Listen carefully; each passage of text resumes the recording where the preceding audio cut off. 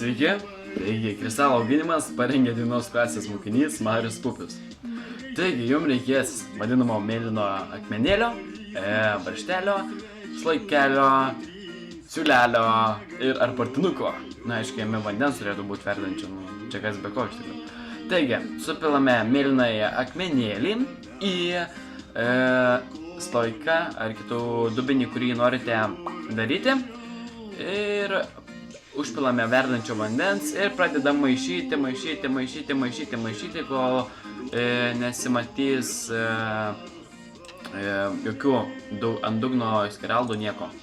Taigi, toliau praveriame skylę, siūlą, apsukame varžtą, kad jis kuo būtų aukščiau, kad augtų kristalas aukščiau, užsukame ir padedam sultinę juostą ir žiūrime vaizdus, kaip toliau vyksta.